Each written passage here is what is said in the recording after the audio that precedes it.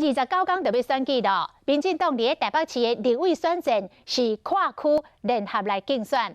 高嘉瑜甲吴怡农再去伫两个人选区的交界，鞠躬拜票，互相来游选情。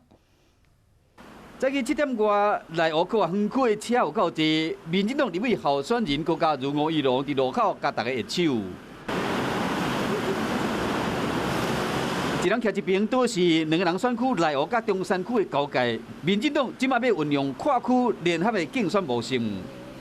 有这么多人给我们加油打气，让我们真的信心倍增。我们要发挥最大的效益。立委候选人互相帮战，民进党台北市立委的选情，敢若是愈来愈乐观。甚至听讲高嘉瑜的民调慢慢逼近，和对手国民党立委李干秀真紧张。 连续2天找前总统马英九扫街徛台，全力购票。今天拖垮他们选群的是他们的总统候选人，还有吴思怀。就算找再多的大咖来助选，也是于事无补。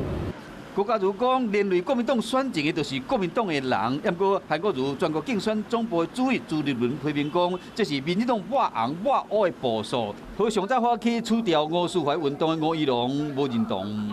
坚持反共，那我比较质疑的是，今天国民党的所作所为，有什么资格来肯定蒋经国先生？我比较建议朱立伦肯定蒋经国，然后呢？ 下架吴思怀。面对民进党的话讲，袂使和吴思怀调，那也虽然讲真爱叫，嘛只能尽量冲选情，将吴思怀保掉。